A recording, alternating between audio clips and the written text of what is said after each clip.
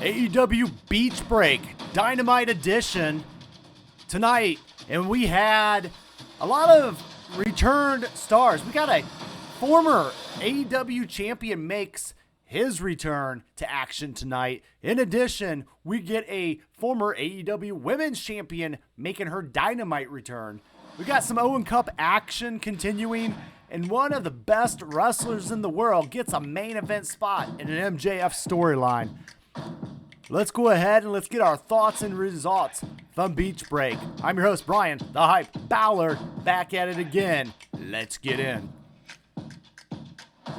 When we look at AEW Beach Break, it added a little something. It added a little spice and a great follow-up to a pay-per-view from Sunday night.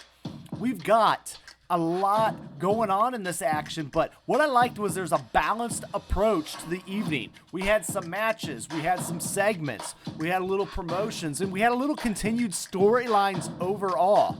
But let's get into our first action. We had Owen Hart Cup action going on with Pac versus Bryan Danielson in a semifinals match to move on to the finals here in the Owens Cup.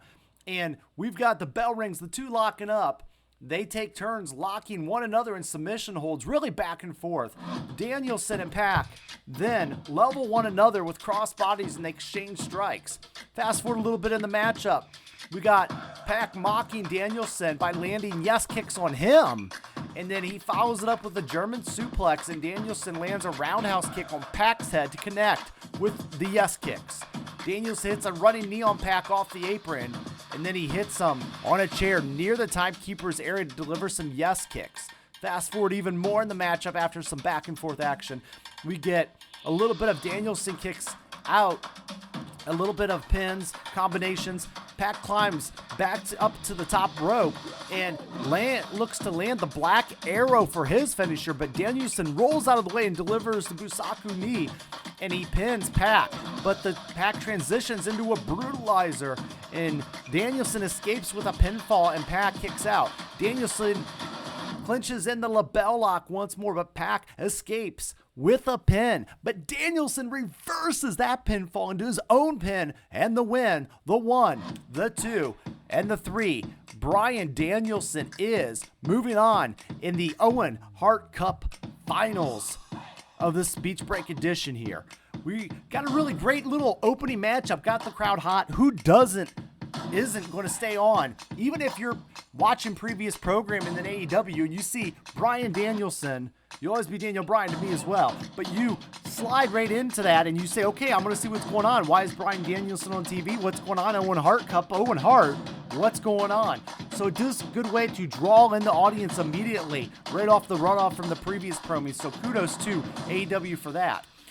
Really quick, we do get Mark Briscoe in the ring after a break, and he says that he basically is starting to call out. He's the Ring of Honor champion. He calls out Jack Perry a little bit, says how he was close to the TNT championship, and he said he's not really worried about him, but he does announce himself for AEW Blood and Guts, and he announces himself as the first member of Team AEW. That brings Perry in on a blindside attack, and Mark Briscoe then basically knocks him down, clocks him with the TNT Championship. Kyle O'Reilly comes and lands a kick on Perry. Okada appears and lands the Rainmaker on O'Reilly, and the Young Bucks make their way, Elite, down to the ring, and they join Okada and Perry and deliver the EVP trigger to Mark Briscoe. The Elite stand tall in the ring, and we get the Acclaim's music, and they make their way down, even along with daddy-ass Billy Gunn. So again, building up to next programming, to the next steps and the next level. And actually, I thought this was an okay spot. I don't really know. They're banking on the idea of a multi-man ladder match leading for Briscoe to have really issues with the Elite. Even though he's a Ring of Honor guy and not necessarily the Dynamite AEW guy. But that's fine. We do have a started build to Blood and Guts, and it's a little something. We then get our next Owen Hart women's matchup, quarterfinal matchup here. We got Willow Nightingale with Chris Statlander with Sophie Hackleway. In a quarterfinals match for the women's Owen Hart Cup, we get Nightingale Statlander. They begin their brawl. They've been feuding and going with a storyline for quite a while here. And I like that it was ending here in an Owen Hart Cup. It made it feel a little bit special and a little bit extra, right? So Statlander in the match delivers a jawbreaker to Nightingale. The two brawl on the apron for a while. Statlander looks to land a German suplex on Nightingale onto the floor. Nightingale hangs onto the ropes, avoiding that. We then get a back elbow, and we get a cannonball off the apron to Statlander. Go a little bit more forward, we get Statlander hitting a German suplex on Nightingale. She delivers a second one, but Nightingale avoids it and delivers a German suplex to Statlander in the middle of the rope. Even a little bit further on in the match, we get Statlander looking to hit Nightingale with a chair from behind, but Nightingale sees her coming. Statlander almost hits Hathaway, but puts a stop to that momentum, and Nightingale then takes advantage of the miscommunication and rolls Statlander up for the win. So it kind of makes Statlander look a little bit silly in this one, but I do like that they kind of had their feud carrying into Owen, and Nightingale, Willow, will actually be going to her second Owen Cup Finals for 2 years in a row. So I like that. I like what we're doing here. We did here. Next up is our DMD, our former AEW Women's Champion and leader of the lady locker room of AEW, Britt Baker, making her return. And of course, none other than Tony Schiavone in the ring with his kind of pervy obsession with Britt Baker, of course, as always. But she makes her way down to the ring, and Baker tells the fans that she missed them. Schiavone leaves the ring for this and lets Baker have the stage. And she wants to basically just talk to the fans, and she wants to talk about three things: the past, the present, and the future. Baker then says that the fans definitely have been wondering where she's been for the last 10 months. She says that she's had a couple herniated discs and a torn hip labrum, basically stating it was all injury. She then says she convinced herself she was good until she started feeling sick one day, and she said she's looking to open a bottle of water, but she couldn't, and her entire right side wouldn't work. It's scary, and it does remind you of what these guys put themselves through in the body shocks, which can lead to scary injuries that hit you on a weird Tuesday afternoon, and then it puts you out of action for 10 months. Ultimately, Baker says that she's in the present moment. That was the past. She's cleared to return to action. She said she's never been nervous about returning at Forbidden Door at the pay-per-view last Sunday. She said she's worried that no one would care if she walked through the curtain. We hear of wrestlers saying that all the time, and it's weird because I know us as fans, you gauge social media, and you see we've been clamoring. I've been clamoring for Britt Baker. And it's important because we're starting to get the stars back now, especially here in the women's division. So Baker then says that she's going to go through a hard time, but the present, but then she feels good about that future. And then she says there's an elite female face in AEW, Mercedes Moné. That's the matchup we've been wanting, and I'm glad we're finally getting there. She says that Moné worked hard to earn the 3 letters of CEO. She says it's brilliant to manipulate fans into cheering them and incorporating them into her entrance music.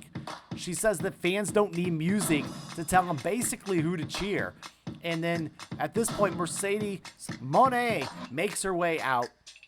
Talking, she's celebrating that she's a double champion. That's going to kind of hit here too at AEW. So she is a TBS champion and a strong women's champion. So she recalls wrestling at Wembley Stadium last year, all while Moné was injured, and then challenges Moné to a match, and Moné cuts her off and tells her, Baker, to go to the back of the line. And Baker asks Moné what line she's referring to, and Moné says since she's a fan, she knows she's about to say there's a price to pay when you mess with Moné. Little hokey, a little Yogi Bear Boo Boo type rhyming. That's all right, though. She can get away with it. Two women stare one another down. They hold the TBS Championship and the Strong Women's Championship. And, you know, shout out to my colleagues over at Wrestling Fans Insight. We talked about this on Sunday. Ultimately talking about how Mercedes Moné is creating these champions and kind of being the Kenny the Collector of the women's division here in AEW. So shout out Davey Stampede for that take on there. I really did enjoy that one. So ultimately, we then go continuing on through the night. It wouldn't be a night without a little bit of learning tree. So we get Chris Jericho, not scheduled to program, but you know what? He's just going to show up.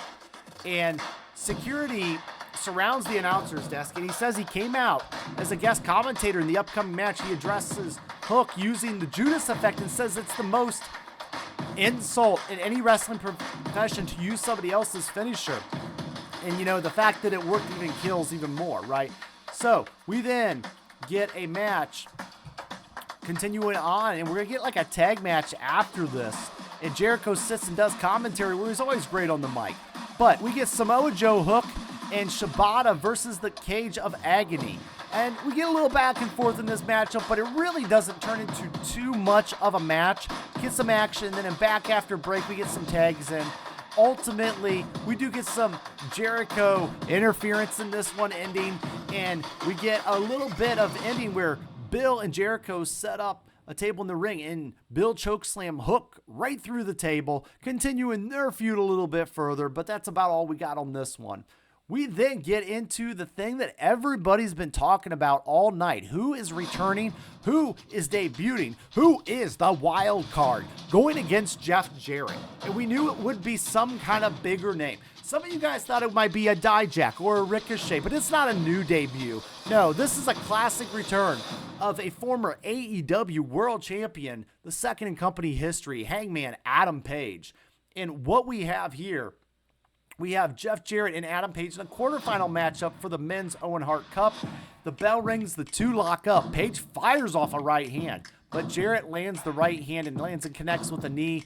Page runs Jarrett over with a clothesline, and then ultimately sends a repeated bounce off the steps. We get going back to commercial. We come back later. We get some side Russian leg sweeps.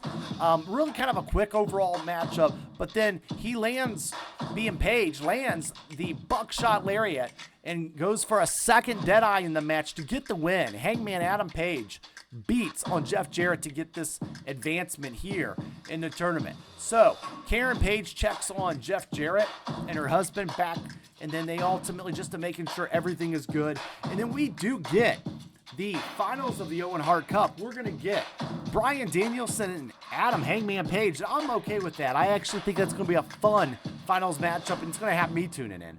Back from break, we head over and we see the Young Bucks congratulating Page, lifting his suspension from AEW and advancing in the cup. They ask him to be the 5th member of the Elite team for Blood and Guts, but Page makes it very clear he's a face, and he's got no part of that, and he's no longer their puppet, and he storms off. I think that's a great move. I think it is time for Adam Page to maybe move on from the Elite and stand on his own if they want to continue to build him. I tell you who's not going to be happy about Adam Page returning, though, and that is Swerve Strickland. I do predict that that eventually will lead to a feud, and maybe even a championship feud with these two in the future. I talk about that in another video. I'll link it up here. But let's continue on to our main event.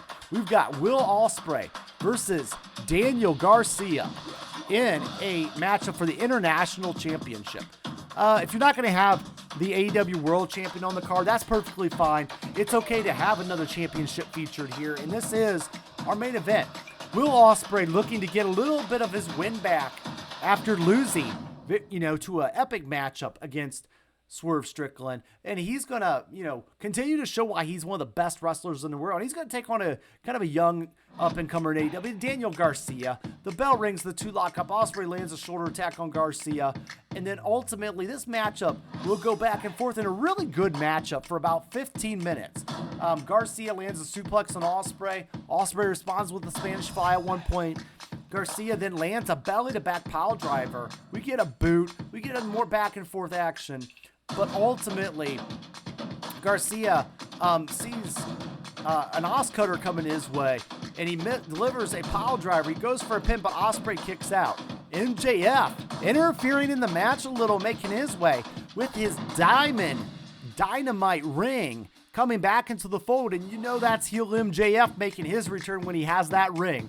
And Garcia picks it up. Ospreay tries taking advantage of the rope on Ospreay, but Ospreay kicks out. Garcia levels Ospreay with a clothesline, debating on using the Dynamite ring. He opts not to and remaining a good guy, and he hands it back to MJF. At this point, it opens the door for Ospreay to land a hidden blade for the win. And the pin, the 1, the 2, and the 3. Again, a good 15-minute match to round out and end the show, but we get a little story added on. After Ospreay defeats Garcia, Ospreay whispers something to Garcia, and MJF joins Garcia in the ring. And MJF tells Garcia his loss was on him and not Garcia. MJF helps Garcia up, raises his hand, hugs him, and then low blows him. He's our scumbag, but not anymore. He puts the Dynamite ring on and hits him and hits him with it, but Daddy Magic Matt Menard with it, and then he tries to help Garcia out, and then Garcia hits him with it, steps back on his throat. Garcia, MJF clocks the security with the ring and knocks him down. So just a lot of pandemonium going wild in this one as AEW goes off the air. We get EMTs to get, and Garcia's on a stretcher, and they roll him right out of the arena, and that is the end of AEW Dynamite. Let's move ahead, and hey guys, I want to say, if you like wrestling, you like AEW, hit that like button. It helps your algorithm, helps you see more wrestling, and maybe even get you a little bit closer to the AEW land. Ultimately, at the Bryan Adkins over on Twitter. Always fun to talk with you guys.